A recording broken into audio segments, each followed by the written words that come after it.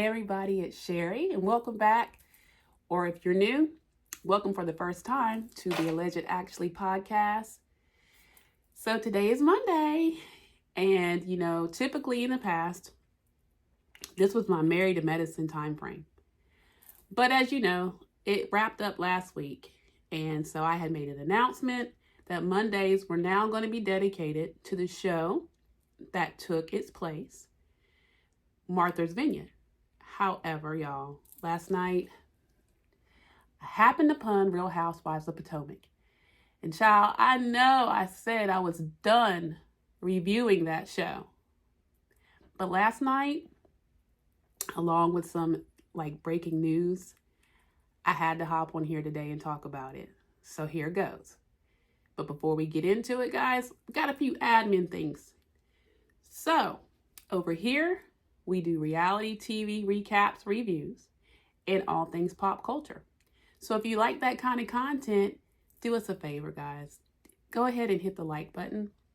And then again, if you like what we're doing here, hit the subscribe button because we are getting close to our next goal of 3,000 subscribers.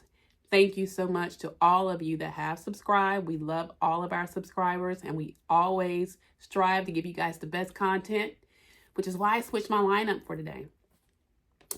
And once you do those two things, all we ask that you do then is give us your feedback by dropping some things in the comments. What do you think of the show?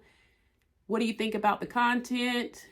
Any questions you have, anything you'd like to see us talk about that's different, and or let's just chat about what the subject is. Put it in your thoughts in the comments.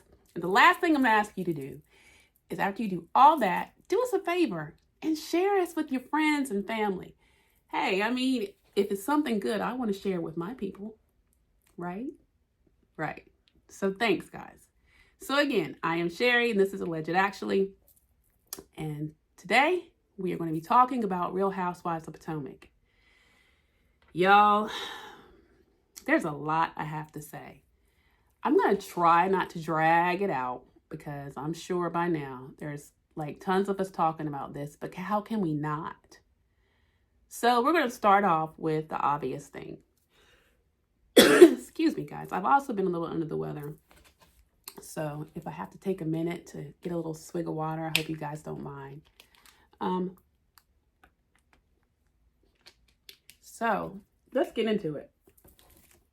So really and truly, the episode opens with the way it ended last week.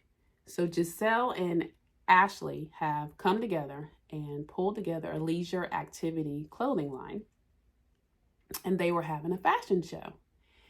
And so they are at the event. And at the end of that event, and we also learned there, sadly, that Giselle's father was ill and had found out that he had brain cancer. And as a result, she had been back and forth to Atlanta. And so she, is kind of out of sorts, rightfully so. I can't imagine. Our prayers go out to Giselle because it is revealed after the finale that her father, in fact, does pass away shortly after his surgery. And so we do, like I said, send our thoughts and prayers out to Giselle Bryant and family. But I say that to say that Ashley had pretty much taken the reins for the fashion show. So the event, her and their other designer had basically taken control. And Giselle had showed up because she wanted to represent for the brand. And then on last night, well, the way it ended was Ashley had invited her friend Deborah, who we all know is the infamous one that Candiace refers to as Sesame Street. And also, to be honest, she's also had issue with Wendy by talking about how Eddie flirted with her. Her issue with Candiace was the fact that she said that Candiace's husband, Chris, was trying to make a pass at her by smiling in her face at the bar. The whole thing is so stupid, y'all. Because you see they flash back to the footage and Chris wasn't even looking at her. Anywho, Deborah is a friend of Ashley's. They do mommy, play dates with their kids. and she knows her outside of the friend group of the show. She has been featured on, like I said, episodes before, in which she's had things to say about both Chris, which is Candiace's husband, and Eddie, which is Wendy's husband. So initially when you see her come to the event, and she comes and she hugs, and again, this took place actually on the last episode. I'm just trying to get you up to speed to how we get to the fight that aired on last night. So Deborah comes into the event. She, is making her rounds, hugging and making sure she's seen. Keyword seen. And she approaches Wendy, who is speaking with someone. I can't remember who it was now, but she was talking with someone. She goes in to hug that person, and then she gives Wendy a quick little hug, which Wendy is like, that is fake, because she does not appreciate it. And the one thing that Dr. Wendy does say when she sees Deborah is, Ashley is so messy. And I agree. So the point is, Deborah comes in with this energy like she indeed wants to be seen. Because we all know that Candiace has been out there on social media, in interviews. Honey, forever who will listen, she has called that girl Sesame Street, Big Bird, all kinds of characters, child. She has come for her looks. Okay. At any rate, the fashion show goes on, the night ends, and where we think production has wrapped up. So you hear, and this is a key thing, I want y'all to pay attention to this now. You hear Ashley say, are the mics off? Are the cameras off and are the mics off? She wants to make sure that there's production is completely done, their mics aren't hot. And then the way it's told is that her and Deborah approach. All the ladies are sitting at a table. They sit, and Deborah approaches Candiace that's sitting at the table. Now, I have a clip of the fight that TMZ had launched a couple days ago. They, of course, had it. Shout out to TMZ. And I'm going to show it in just a second, but I want to set it up. So Deborah approaches Candiace and says, you had so much to say, but you won't say it to my face. You call me Sesame Street, you call me names, you won't say it to my face. And you can hear, now remember, it's just audio because production has cut the cameras. It's around somewhere after 10 o'clock, so they thought they were done for the night. But again, the key element is actually ask, are the cameras will stop rolling, are the mics still on? And I think that's because she does not want to be exposed for being messy and bringing her friend over to the group. Okay? My theory. So anyway, Deborah comes with a lot of energy. You had all this to say about me. You won't say it to my face. You won't say it to my face. And you can hear Candiace saying, get this. I don't talk to the help. Get her away from me. She called her a vermin, some other things. Candiace has a mouth on her, and we all know that. But at some point within the word exchange, Deborah throws her drink, and it hits Candiace's hair. And in that scuffle, I guess you'll see, but Candiace grabs a bottle, and then Sharice takes it out of her hand and restrains her. Somewhere within that kerfuffle, Kiana or Key pushes her or punches her, and then the two women start squabbling. Well, in that process, when she punched her, Deborah had a glass and hit Key in the head with it. So you see the ladies squabbling. I'm going to show you. So let's take a pause and let's watch the clip.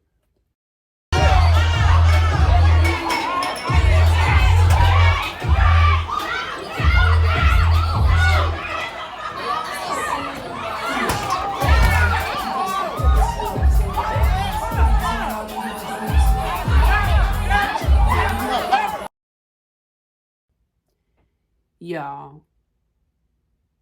Now, I know it's small, but if you guys watch the episode, you can see, because there was speculation on who put hands on who, but you can see if you watched it that it was Key that had the blue dress on and Deborah that had the black outfit on. And so those were the two that were actually fighting. Turns out that because of that melee, that Kiana, suffered a pretty bad gash on her head. They had to take her to the emergency room. In the scuffle also, Sharice, who was struggling trying to restrain Candiace and get her footing, her toe got stepped on and her foot got messed up. And so you'll see her in the episode in a boot when they all come together for the Monarch shoot reveal. Look. And then from there, like I said, I think then the cameras start rolling again to show how they're trying to break things up and, the things that happened, and everyone's telling their recollection because, like anything, when things go left, it happens fast. And so the pretty consistent story is Deborah approaches the group. There was attempts by Dr. Wendy, by NECA, by Sharice to diffuse the situation.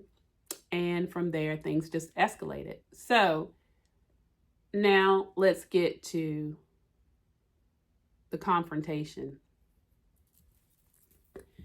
So the ladies come together for, Mia had organized for the ladies to do a photo shoot for Monarch magazine, which to me, y'all, was absolutely stunning. They had these little bickering things. Oh, Mia didn't pick the best photo for you, Robyn, or I didn't like the photo she picked for me was from Ashley. But the truth was, I thought that it was well done. They were beautiful photos.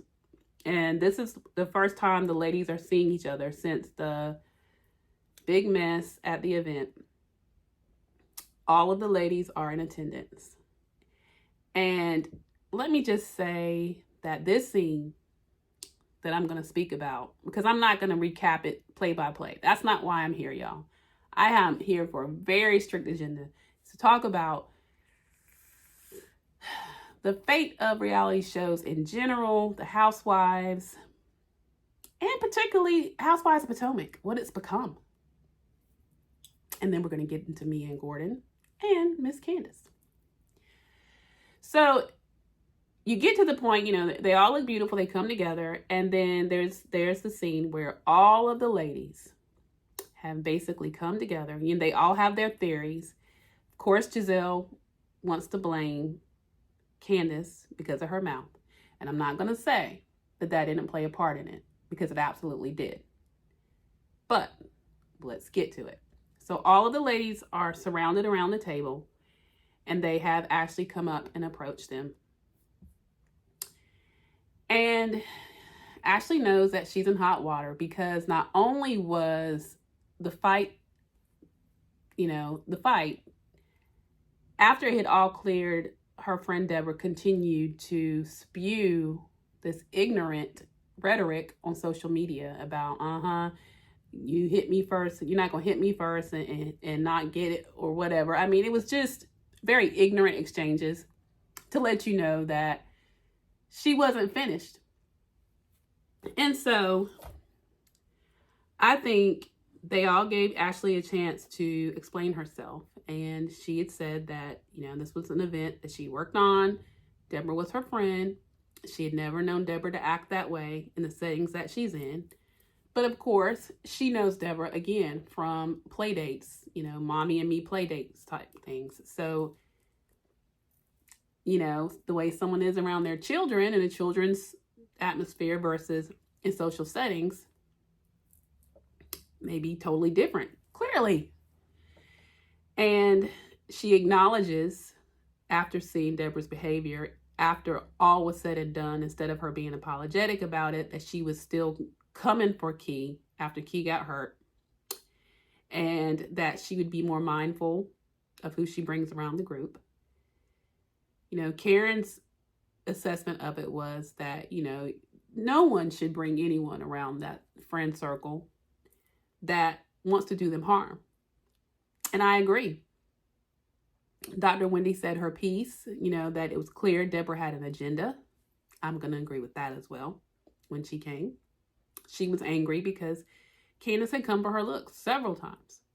And I'm not saying that that's not something that, would anger me, but you would have to, seriously, I mean, first of all, you have to put things in context. You were on national TV talking about this woman's husband was trying to advance or come at you.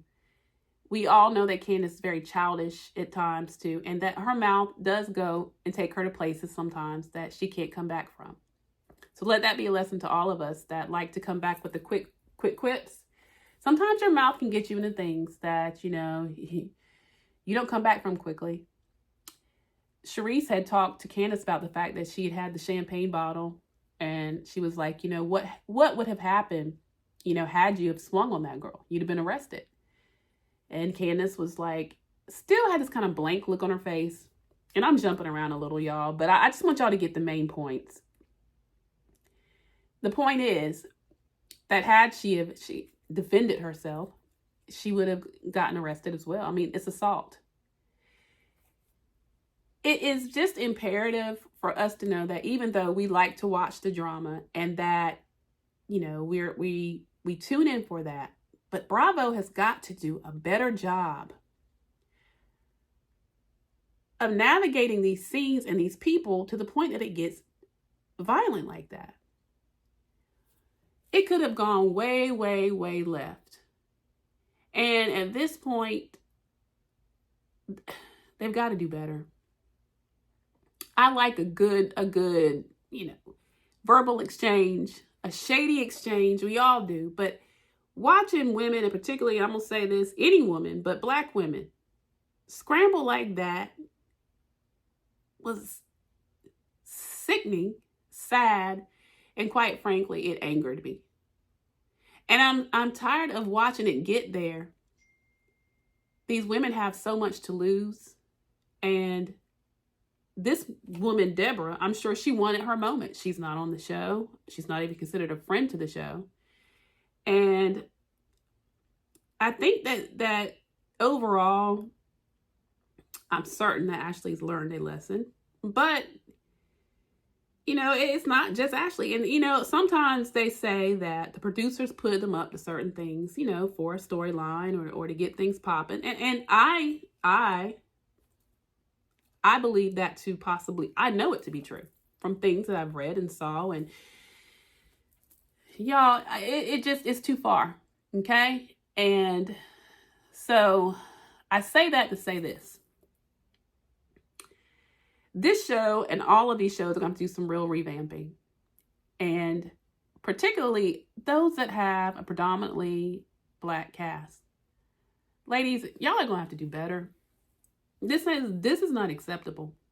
It's not. It's just not. It's not. And so before I get into Mia and Gordon, I'm going to jump and say that they did do a quick preview, if you will, of the reunion, which will air next Sunday. And I will probably be continuing on to recap through the reunion. Should it be feeling worthy of your time and mine? But I will say this. One of the things that Andy particularly said, because the biggest critique of Real Housewives of Potomac is that there has been a wedge. A lot has happened. Okay, I'm going to come back to this. I'm going to come back to also some of Ashley's mess too. But there's been a lot of things that these ladies have said to each other, particularly coming for each other's marriages, families, reputations. I mean, that's part of it, I suppose. But this cast seems to be pretty bad about it. And Andy asked, or pretty much gives an ultimatum to the group of, you've got to figure out a way to move forward. I mean, when I initially started watching the season, it's clear that you have Dr. Wendy, Candiace. Karen is pretty neutral. She's Switzerland. Mia is fairly neutral, but she's more in alliance with Giselle and Robyn. And you have Neko, who came solely on the show, which is sad, to come for Dr. Wendy. So you had a divided group. It's no fun to Watch women that you can feel the tension when they're in a scene together, where they don't speak, where they're not going to interact. The whole thing is ridiculous. These are grown women. And let me just add that a little more to why Ashley, when she does her little bat in the eyes and, oh, I didn't know it was going to go that far. Keep in mind that Candiace sued Michael Darby, who Ashley seems to never is ever going to divorce. But child, to hear her say it, she's in the process of divorcing this man. But it don't take that long to do a divorce, honey. You don't want to because you don't want to say goodbye to the money. Your business, your whatever. But stop using it for a storyline if it's not actually going to happen. But y'all remember, and from what has been reported, it was a settlement that went in Candiace and Chris's favor. So if that doesn't give you even more reason to bring around someone that you think may have beef with your co-star. Okay. All right. Well, I say all that to say, after we see the preview of the reunion, it is then dropped today, maybe last night, that Candiace has made a decision not to return to the Real Housewives of Potomac. Now, I'm going to tell y'all how I feel about that. There's been lots of her saying in interviews or on social media that she believed the women were trying to ice her out, trying to force her out. I say that maybe. But I also know that Candiace has some growing up to do. There's accountability to be taken on both parts. Now, in all honesty, I did not like the way Giselle accused her husband of inappropriately coming on to her or putting her in a situation that was uncomfortable. It seemed ridiculous, and Candiace didn't get an apology. And I can see why Candiace felt the way she felt to a degree. But at some point, you have to, particularly if you work with someone, you may not be the best of friends, but you can be professional and just, get past it. I mean, I don't know. And maybe sometimes if baseless accusations are dealt with in a way with the cast, a fine or something, maybe it would stop. But then, that also goes back to, well, then you don't have any storylines. So, y'all, I don't know what the answer is. I certainly understand where Candiace... I'm sorry, y'all. Again, I'm still fighting a cold, and so my words are not coming out. My brain is still a little cold mush. But Candiace felt hurt by the fact that Robyn didn't stand up for her. So that caused a wedge in their relationship. And she was extremely angry and can't let go of the fact that Giselle came for her husband in a way that she felt was, well, I agree, that was damaging to him. The man owns a restaurant. She is trying to make it in the music industry. I get it. I do. But I think that she made the best decision for herself and the show. If she can't get past it, sometimes you just have to walk away. And I have watched her on she's been on Watch What Happens Live, Candiace, several times. And I can always tell when someone is working their way right on out of a position. Y'all, if y'all want to go back and watch some of them, you can see the tenseness in Andy, where it seemed as though Candiace was really getting on his nerves. She's very witty. She's very quick-tongued. But I think sometimes he thought it was mean-spirited, unnecessary, and a bit much. And let's be clear, Candiace was not crystal clean in everything. That she did have a part in some of these things. So with that being said, y'all, the departure of Candiace, if things hadn't changed, it is honestly for the best. It is. No more folded napkin. I say, Candiace, go pursue your music career because you actually do have a beautiful voice. And hopefully there's going to be some more shakeups with the Real Housewives of Potomac, because I don't think any of us can take another season. That's stupid. It wouldn't hurt me if Ashley would sit out as well. I'd like to see her gone. I know Giselle, people would like to, some would, some are Queen Jizzy, but she certainly does change the dynamics of the group with her, disdain for whoever she has disdain for. She tries to pull the group towards her side. But guys, with the passing of her dad, sometimes that mellows people. We could see a whole different Giselle. I just don't know. But we'll just have to stay tuned to see. The next part that I wanted to talk about, guys, was something that I found to be shocking, but not really. It wasn't shocking. There's been enough said in social media. I mean, heck, there was a full-on interview done by Carlos King with Mia's new boyfriend, who is Mr. Ink, or Incognito is his full stage name. He's in radio. He's a radio DJ, or a radio personality, I'm sorry. So the scene toward the end of the finale is Mia and Gordon. Gordon is confronting her. Basically, Gordon had got frustrated and he went to TMZ to just let it loose. It starts off with Eddie and Wendy sitting there, and Eddie saying that he sent a group text out to the guys saying that he needed the information to get to their wives, to let their wives be privy to what had been going on. And Eddie thought it was strange. I mean, the whole time Wendy's sitting beside him, really saying nothing, just kind of. And he said shortly after that, the TMZ article hit. And so he realized that Gordon, in fact, was trying to get some real stuff off of his chest. It was some stuff really going down. And so, y'all, so the scene is that Mia and Gordon are in their home. Thankfully, the children don't seem to be there. And Gordon is confronting her about cheating on him for years, having an affair.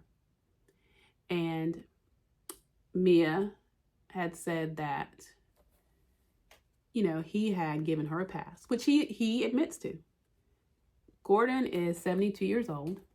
He, at age 70, had a bout with prostate cancer and had a surgery subsequently, and had told her that he realizes that at this point he may not be able to keep up with her needs, and that if she found someone, that he would be okay with it under two circumstances.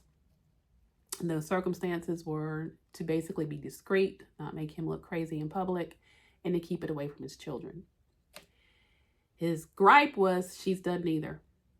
And that not only has she not kept it from her children has spent time with her and this individual and been at his home, seen them go in the bedrooms together.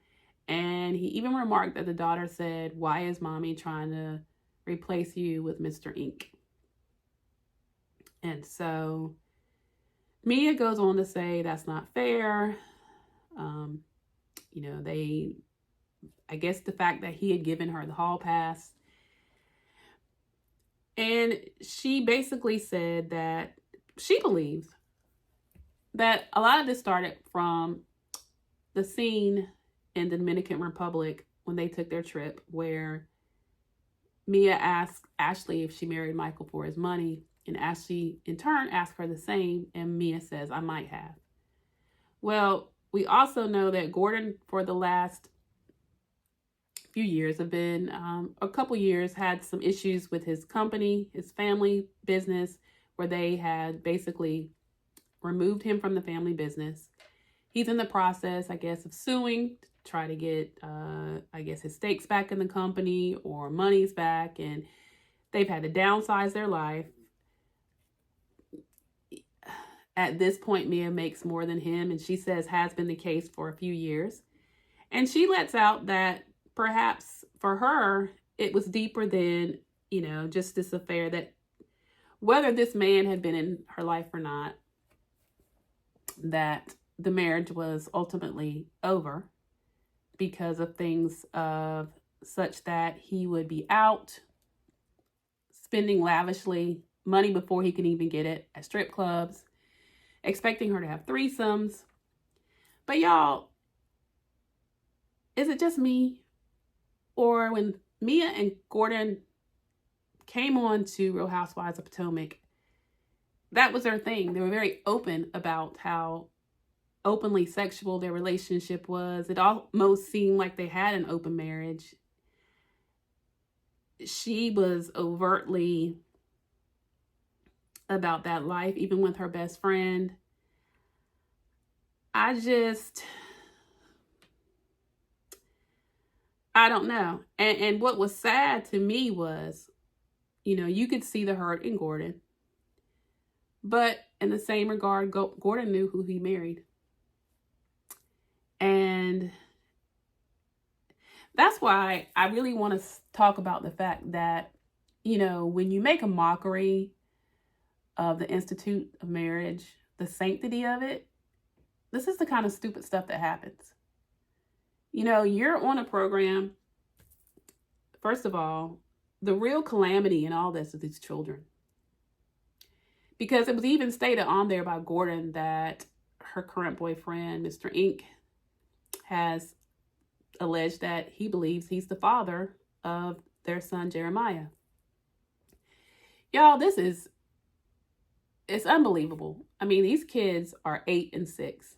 And, children now, they're not dumb. They're smart.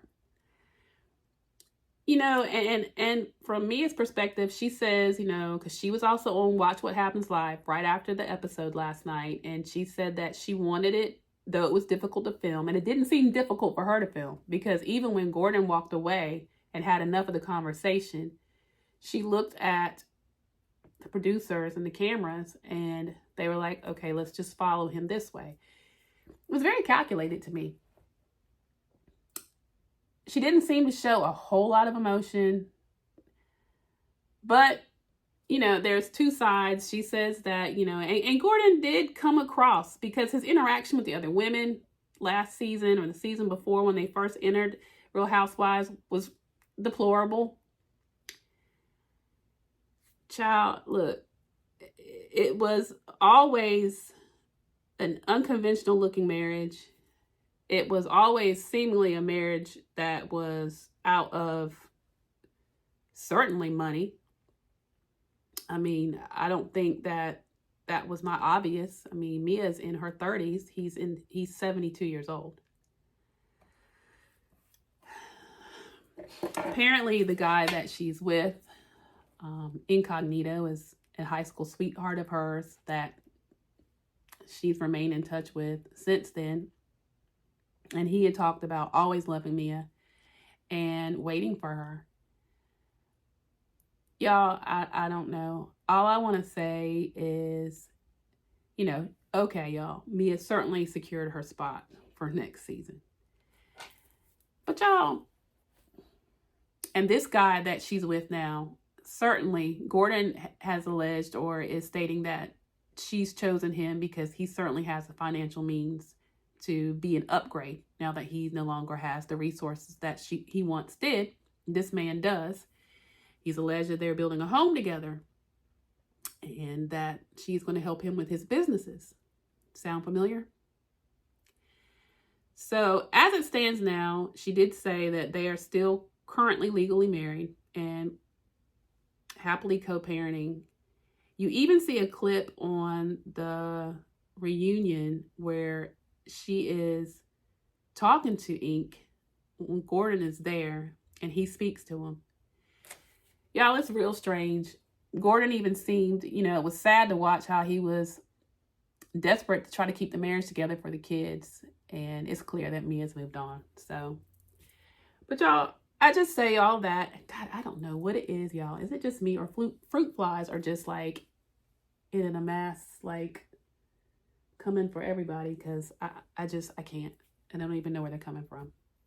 Neither here nor there. Back to what we're talking about. It was hard to watch. I don't know that it changed my opinion of Mia, because my opinion of Mia is my opinion of Mia. She said that she didn't feel like this marriage was where God wanted her. And I'm thinking, no. And I don't think God is pleased with how you're going about dissolving it either. But neither here nor there, y'all. Like I said, the saddest victims in all this are the children. You know, Mia had a really hard upbringing. I hope she knows that the decisions she's making are impacting her children. And, you know, just pray for those kids.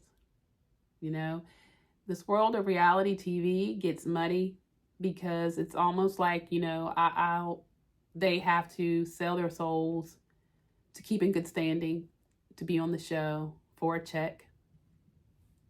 Some get mad when some don't give enough, and some think, oh God, you know, I would never say that on national TV. But where has the lines got crossed? They have. And, you know, no one wants to watch a boring season. But in the same regard, who wants to watch families get torn apart, children get affected by things like that, and scandalous stuff that happen like that, that it just, I don't know. The fighting has got to stop. Like I said, nobody minds a good verbal exchange, but the putting of hands, and somebody's going to get hurt. And it needs to stop. So thank you guys for tuning in. Like I said, I had denounced Real Housewives of Potomac, but last night was worthy of a recap. And so I'm going to stick with it for the reunion. And then we'll be moving Mondays to Martha's Vineyard. So guys, thank you again for tuning in. As always, it's a pleasure to hang out with you guys. Please continue to like, share, comment. You know, what do you guys think? What do you think about the fight? Do you think that Ashley set that up on purpose? What do you think about Mia and Gordon? Just put in the comments and let's talk about it. And guys, come on back on Thursday where me and Bria will be recapping Married at First Sight Denver. We will be going live probably at 7, but I will definitely be putting that out so that you can join us. Don't forget also though, when you're liking, sharing content, commenting, subscribing, to hit the notification bell as well. That way you'll know as soon as we drop something. So you'll be the first to check us out. So again, guys, thank you so much for tuning in. It's been a pleasure. I'm Sherry with Alleged Actually. I hope you guys have a great night. Thanks, guys. Bye.